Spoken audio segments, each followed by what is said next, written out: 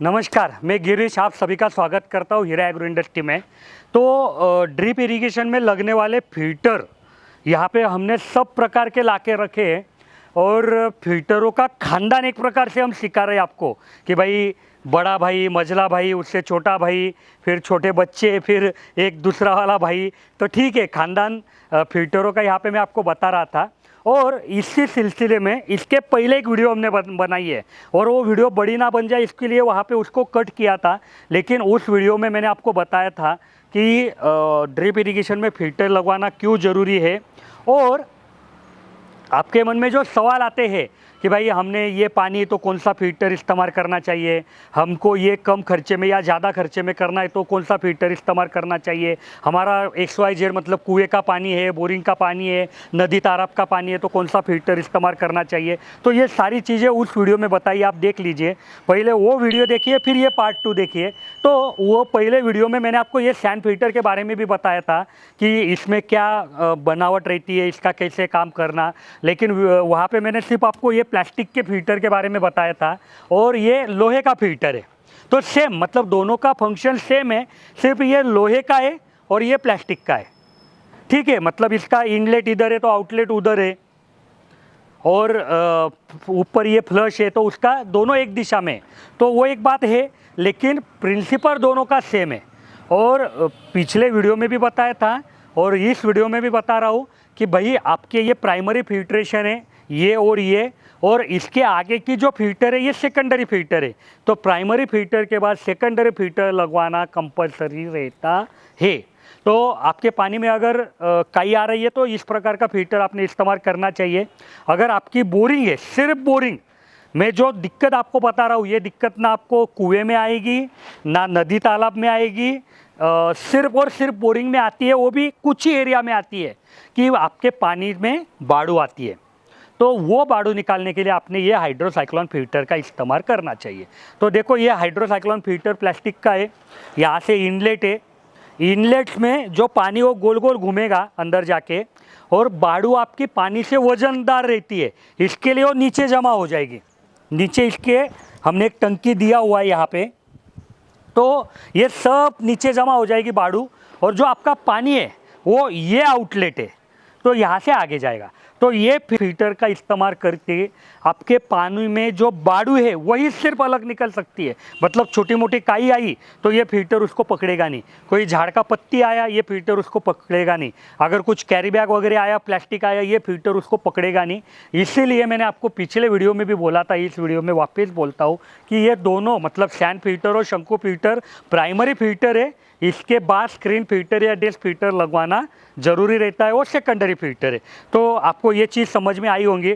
तो देखो ये कलेक्शन टैंक रहती है, इसके ऊपर मैं मतलब और वीडियो बनाने वाला हूँ कि जब कभी आप शंकु फिल्टर का फिटिंग करेंगे ना तो ऐसा नहीं करना कि पाइपलाइन पे इसका वजन दे देना, इसको नीचे से पहले सेटर करना और फिर पाइपलाइन इसको जोड़ना। मैं ये चीज़ ध्यान से आपको बता रहा हूँ, बहुत बार बताऊंगा और हमेशा बताते रहूँगा। ऐसा क्यों कर रहा हूँ, क्योंकि अगर आपने इसको सीधा पाइप पे ऐसा ओवर हैंग कर दिया या नीचे कुछ पत्थर विक्स रख के टेम्पररी जुगाड़ कर दिया और गलती से करो जुगाड़ निकल गया, तो क्या होता है कि पानी में जो बाड़ू आती है ना वो नीचे जमा होती है। अगर नीचे 5 से 6 किलो भी बाड़ू जमा हुई तो 5 से 6 किलो वजन हो जाता है।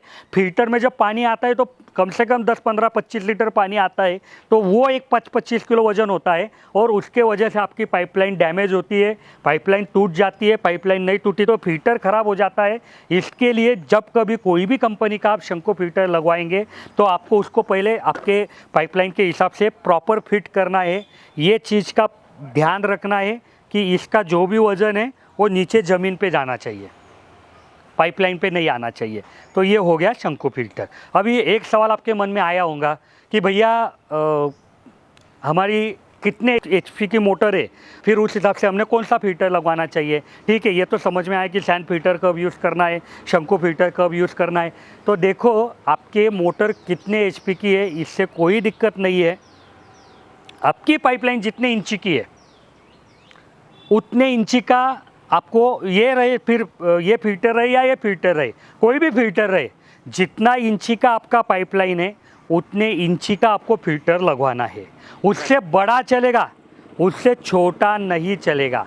मतलब मान लीजिए आपका 2 इंची का पाइपलाइन है और कोई भी फिल्टर आप लगवाना चाह रहे तो आप 2 पे 2 का फिल्टर लगवाए चलेगा, 2.5 का लगवाए चलेगा, 3 का लगवाए चलेगा, लेकिन 2 पे 1.5 का फिल्टर नहीं लगवाना।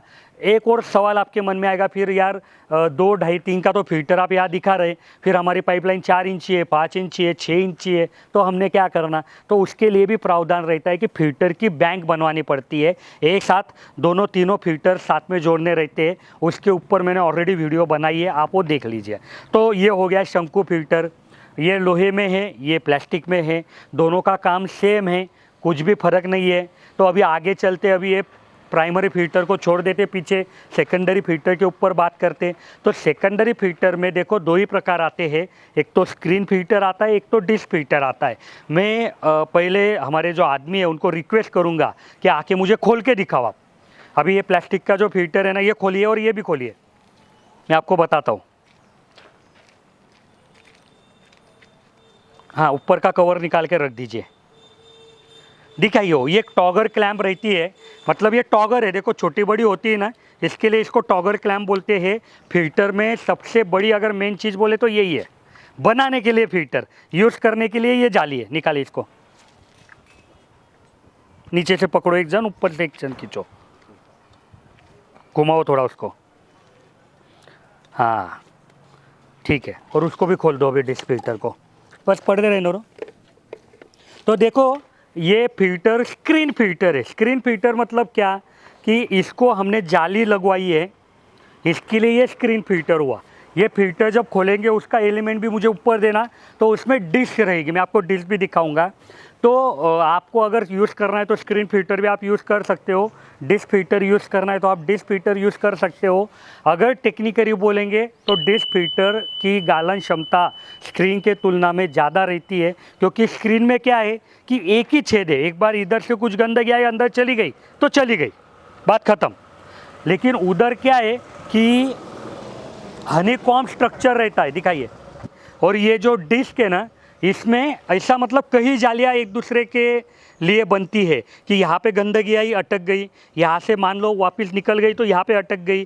तो इसमें गाढ़न क्षमता ज़्यादा रहती है, मतलब ज़्यादा महीन से महीन गंदगी इसमें अटक सकती है। और यही चीज़ किसानों को प्रॉब्लम देती है कि भाई ये फिल्टर जल्दी जल्दी साफ़ करना पड़ता है और ये फिल्टर डेली से साफ़ करना पड़ता है। लेकिन ये कैसा है मालूम है क्या, मैं आपको उदाहरण बोलता हूँ कि कई बार अपन ब्लड सैंपल वगैरह चेक करते हैं और अपना सब रिपोर्ट निगेटिव आता है कि भाई मतलब डेंगू टाइफाइड वगैरह सब टेस्टिंग किया तो निगेटिव है, तो अपने को मतलब नाराज़ हो जाते हैं कि यार इतना पैसा खर्च किया और सब रिपोर्ट निगेटिव आया। लेकिन ये उल्टा है, अरे निगेटिव आया तो अच्छा है ना भाई, पॉजिटिव आएगा तो दिक्कत हो जाएगी। वैसा ये डिश फिल्टर का है कि ये जल्दी जल्दी चोकअप हो जाता है, तो किसान भाई नाराज़ हो जाते हैं कि यार ये इतना जल्दी जल्दी क्यों चोकअप होता है, ये गलत है। अरे भैया वो जल्दी जल्दी चोकअप हो रहा है, इसका मतलब क्या है कि वो गंदगी पकड़ रहा है, और अगर गंदगी पकड़ रहा है तो आगे गंदगी नहीं जा रही है, तो आपका ड्रिप इरिगेशन अच्छा चलेगा। तो ये ऐसा है। लेकिन ठीक है, स्क्रीन फिल्टर पे भी मतलब आपका 90-95% काम हो जाता है, आपको कोई टेंशन नहीं आता है। स्क्रीन फिल्टर थोड़ा सस्ता रहता है, डिश फिल्टर थोड़ा महंगा रहता है। हमने एक अलग से वीडियो बनाई है कि जिसमें मैंने पूरा ये फिल्टर के एक एक चीज़ के बारे में बताया है, तो आज मैं वो बता के आपका टाइम नहीं ख़राब करूँगा, आप वो वीडियो देख लीजिए। और आपको फिर बताना क्या है कि चलो ये प्लास्टिक के है तो ये लोहे का है, ये लोहे का बना है, बाकी सेम प्रिंसिपल है सब भाई, मतलब दोनों भी आप यूज़ कर सकते हो। लेकिन अगर हमको कोई पूछेगा तो हम बोलते हैं कि भाई ये पढ़े लिखे भाई है, फिल्टरों के ख़ानदान में दोनों भी डॉक्टर बने हैं, सेमी ऑटोमेटिक स्क्रीन फिल्टर और सेमी ऑटोमेटिक डिश फिल्टर है, तो आप इनको लेके जाइए आपके साथ, ये आपको ज़्यादा दिक्कत नहीं देंगे। पढ़े लिखे आदमी के साथ काम करना आसान हो जाता है, उसको समझता है कि क्या करना है क्या नहीं करना है। तो ये सेमी ऑटोमेटिक डिश फिल्टर है, ये सेमी ऑटोमेटिक स्क्रीन फिल्टर है। सेम वैसा ही स्क्रीन इसमें लगाया है, वैसा ही डिश उसमें लगाया है।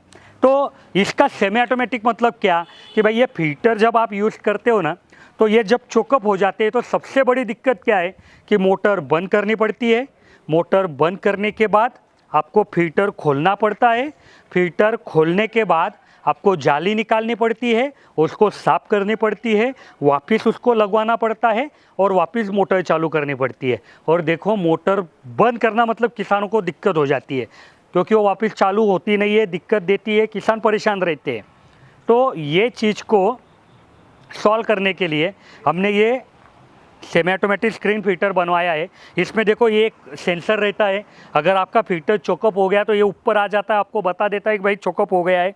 तो नीचे फ्लश वाल रहता है, ये फ्लश वाल इसको आप खोलेंगे, ये हैंडल 7-8 बार एक दिशा में 7-8 बार दूसरे दिशा में घुमाएंगे तो आपकी जाली पे जो भी गंदगी है सब नीचे चली जाएगी, सब नीचे चली जाएगी। इसको खड़ा कीजिए।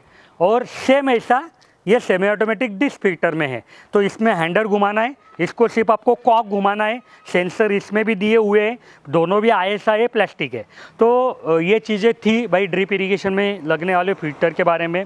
और मुझे मालूम है कि कुछ सवाल आपके मन में और रह गए, लेकिन उसका जवाब मैं आपको रिक्वेस्ट करूँगा कि आपके मन में जो भी सवाल है वो आप कमेंट में पूछिए, फिर मैं उसका जवाब दूँगा, क्योंकि वो एक अच्छा सवाल जवाब की हमारी वीडियो सिलसिला चलता है, तो डिटेल में जवाब दिया जाता है।